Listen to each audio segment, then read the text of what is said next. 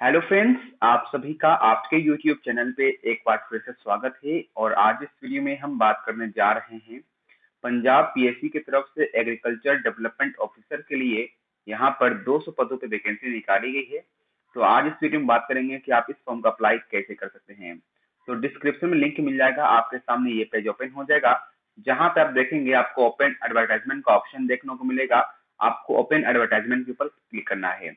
इसके बाद यहाँ देखेंगे आपके सामने एडवर्टाइजमेंट नंबर दिखेगा 20, 22 और 111। तो यहाँ पे देख पा रहे हैं 200 पोस्ट का है, एडीओ पोस्ट के लिए है। जहाँ पे इसका स्टार्टिंग डेट आज का ही दिया गया और फॉर्म का लास्ट डेट जो है यहाँ पे 29 दिसंबर दिया गया है। तो इसके बगल में ही आप देख पाएंगे अप्लाई और व्यू का ऑप्शन होगा, आपको इसके ऊपर क्लिक करना है। इसके बाद आपको नीचे की ओर आएंगे तो अप्लाई ऑनलाइन का ऑप्शन देखने को मिलेगा, तो आपको अप्लाई ऑनलाइन के ऊपर क्लिक करना है। इसके बाद कोई डिक्लेरेशन होगा, यहाँ पर पढ़ ले जाना है। पढ़ना है तो पढ़िए, नहीं है तो अंडरस्टूड के ऊपर क्लिक करके आपको यहाँ पे डिटेल भरना होगा। जैसे पूछा गया कि आप किस पोस्ट के लिए अप्लाई करना चाहते हैं, आपको उसका सिलेक्शन करना है और फिर आपको अपना नाम लिखना है, जैसे कि आपका मैट्रिक या सर्टिफिकेट में है। और उसके बाद आपके पापा का नाम और फिर अपने मम्मी का नाम लिखना है। इसके बाद यहाँ पे जो आपका डेट ऑफ बर्थ होगा सर्टिफिकेट में, वो डेट ऑफ बर्थ यहाँ पे सिलेक्शन करके लिख लीजिएगा। और उसके बाद यहाँ पे आपको डेट ऑफ बर्थ बोलेगा डालने, तो यहाँ पे एज कैलकुलेट होकर आ जाएगा कि आपका डेट ऑफ बर्थ से और 1 जनवरी 2022 तक आपकी कितना उम्र पूर चुका है। इसके बाद आपका जेंडर पूछेगा कि आप मेल हैं, फीमेल है या ट्रांसजेंडर हैं, आपको इसका सिलेक्शन करना है। इसके बाद मैरिटल स्टेटस पूछेगा कि आप शादीशुदा हैं या नहीं है, सिंगल है या विडो हैं, आपका इसको सिलेक्शन करना है। इसके बाद आपका जो ईमेल आईडी होगा, आपको अपना ईमेल आईडी देना है। इसके बाद नेक्स्ट का ऑप्शन आएगा, आपको नेक्स्ट के ऊपर क्लिक करना है। अब इसके बाद यहाँ देखेंगे आपसे मेलिंग एड्रेस पूछा जाएगा, तो आपका जो एड्रेस होगा फुल आपको वो लिखना है। ठीक है, आपको पूरा फुल एड्रेस यहाँ पे फिलअप कर लेना है। फिर आपका डिस्ट्रिक्ट कौन सा है, फिर अपने डिस्ट्रिक्ट का भी सिलेक्शन आपको यहाँ पे लिख देना है या टाइप कर लेना है। इसके बाद है पिन कोड क्या है, स्टेट क्या है, मोबाइल नंबर क्या है, उसका सिलेक्शन करना है। अगर आपका परमानेंट एड्रेस करस्पॉन्डेंस से सेम है यानी मेलिंग एड्रेस से सेम है, तो आपको इसके ऊपर क्लिक करना है और सेम टू सेम एड्रेस आपको ऊपर और नीचे फिल अप हो जाएगा। और इसके बाद यहाँ पे आपको नेशनैलिटी पूछेगा सिलेक्शन करने, तो इंडियन का सिलेक्शन करके आपको नेक्स्ट के ऊपर क्लिक कर देना है। नेक्स्ट के ऊपर जब क्लिक करेंगे तो आपसे पूछा जाएगा कि आपका निवासी कहाँ का है, पंजाब से है या किसी अदर स्टेट से हैं, तो आपको उसका सिलेक्शन कर लेना है। अगर आप अदर स्टेट से सिलेक्शन कीजिएगा तो आप जेंडर के तौर पर माना जाएंगे, लेकिन अगर आप पंजाब के निवासी हैं तो आपको वहां पर जो भी कैटेगरी से बिलोंग करते हैं आप यहाँ पे सिलेक्शन कर सकते हैं। तो यहाँ पे पूरे कैटेगरी यहाँ पे लिखा हुआ है, देख लीजिएगा आप किस कैटेगरी से बिलोंग करते हैं। इसके बाद यहाँ पे कैटेगरी में अगर एज रिलैक्सेशन अगर मांगा जाएगा तो आप यहाँ दे सकते हैं, लेकिन आप अगर वहाँ पंजाब के गवर्नमेंट से एम्प्लॉयड हैं या सेंट्रल गवर्नमेंट एम्प्लॉय होंगे तभी यहाँ पे आपको एज में रिलैक्सेशन दिया जाएगा, अदरवाइज।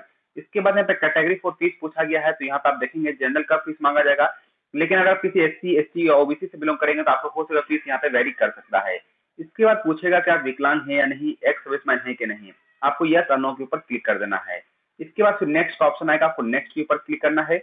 अब यहाँ पे देखेंगे तो आपसे जो एजुकेशन क्वालिफिकेशन है वो आपसे पूछा जाएगा। जैसे पहले यहाँ पे मैट्रिक का सर्टिफिकेट के बारे में पूछ रहा है, तो आप ईयर ऑफ पासिंग है कि आपने मैट्रिक को कब पास किया है, तो आपको यहाँ पे मैट्रिक का कब पास किया है उसका डेट देना है। एग्जामिनेशन में कितना मार्क्स का था, तो आपको वो मार्क्स फिलअप करना है, कितना मार्क्स का था, और मार्क्स के सिक्योर लिखा गया है आपको कितना मार्क्स आया है वो आपको यहाँ पे फिलअप करना है। इसके बाद किस बोर्ड से पास किए हैं उस बोर्ड का आपको नाम का सिलेक्शन भी आपको कर देना है। इसके बाद ग्रेजुएशन का पूछ रहा है, तो ग्रेजुएशन में ध्यान रखना है इसके अंदर जो मांगा गया है, तो बैचलर डिग्री मांगा गया है और मास्टर डिग्री मांगा गया है। इसमें जो भी आपका क्वालिफिकेशन है आप उसका सिलेक्शन कर सकते हैं, लेकिन बैचलर डिग्री किस में, तो बैचलर डिग्री साफ मेंशन यहाँ किया गया है कि एग्रीकल्चर के अंदर आपका होना चाहिए। ठीक है, तो वहां पर आपको नोटिफिकेशन है, आप देख लीजिएगा एग्रीकल्चर का फॉर्म है, तो एग्रीकल्चर का यहाँ पे आपको बैचलर डिग्री या एमए देना आपको है। इसके बाद बताना है, देखिए डिग्री इन बीएससी एग्रीकल्चर, जिसमें कि 60% कम से कम आपका होना चाहिए अगर आप जनरल कैटेगरी से बिलोंग कर रहे हैं। इसके बाद आपका पास किए हैं, आपको उसका डेट यहाँ पे लिख देना है। उसके बाद यहाँ पूछेगा क्या टोटल मार्क्स ऑफ एग्जामिनेशन कितना का था, आपको वो लिखना है।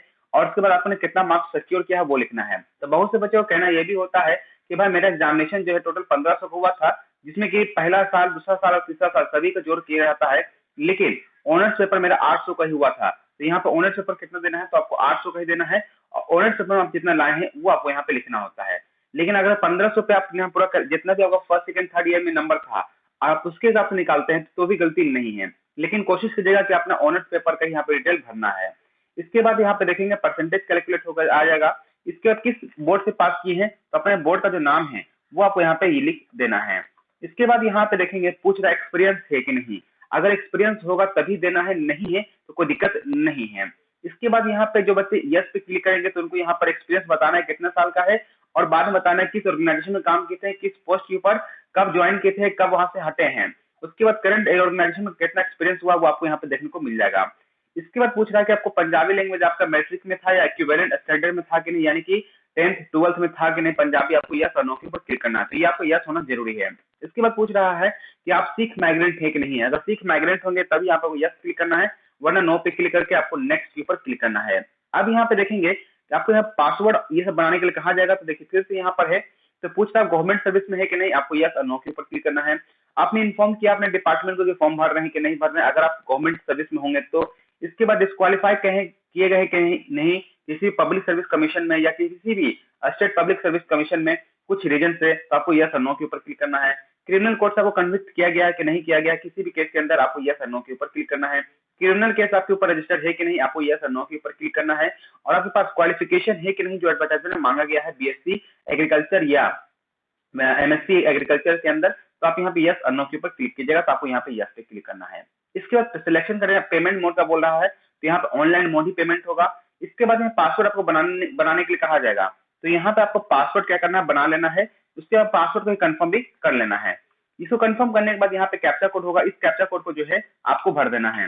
कैप्चा कोड जब भरेंगे इसके बाद यहाँ पर डिक्लेरेशन होगा, आपको इसके ऊपर क्लिक करके प्रीव्यू और सबमिट का ऑप्शन देखने को मिलेगा। अगर चाहते हैं फॉर्म का प्रीव्यू करने के लिए तो आप यहाँ प्रीव्यू पे क्लिक करके चेक कर सकते हैं जितना आपने डिटेल दिया है वो सब कुछ सही है कि नहीं है। अगर सब कुछ सही है तो आप यहाँ पर सबमिट के ऊपर क्लिक कर देंगे।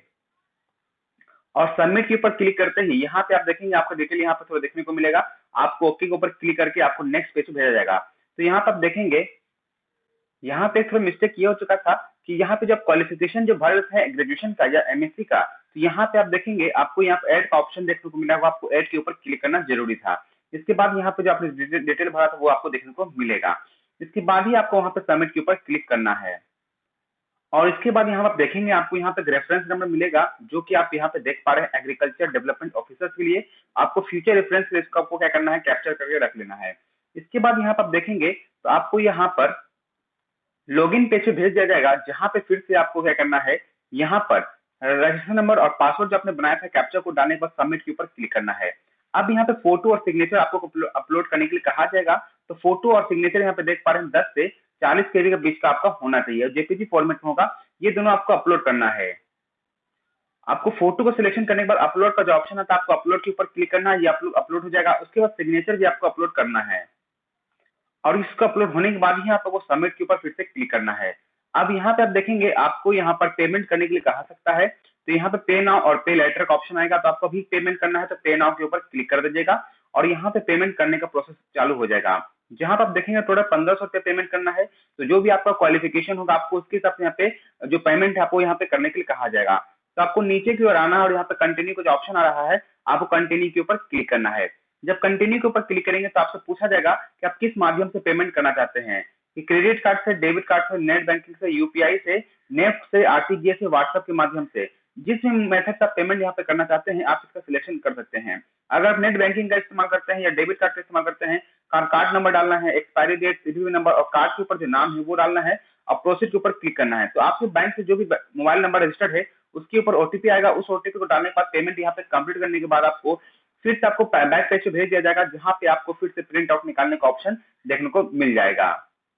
और इसके बाद यहाँ प्रिंट एप्लीकेशन का ऑप्शन आएगा, प्रिंट एप्लीकेशन के ऊपर क्लिक करना है। इसके बाद आपका रजिस्ट्रेशन नंबर डालना है और जो पासवर्ड जो आपने बनाया था वो डालना है। डेट ऑफ बर्थ डालने के बाद इस कैप्चा कोड को डालना है, लॉगिन के ऊपर क्लिक करना है तो प्रिंट एप्लीकेशन का ऑप्शन देखने को मिल जाएगा। और इस प्रकार से जो फॉर्म आपका है वो कंप्लीटली फिल हो जाएगा और कोई भी प्रॉब्लम नहीं होगा। अगर फॉर्म भरने में प्रॉब्लम हो रहा है तो कमेंट करिएगा, मैं आपको उसका जवाब जरूर दूंगा। मिलेंगे जल्दी नेक्स्ट वीडियो में ऐसे ही वीडियो के साथ। Thank you for watching this video.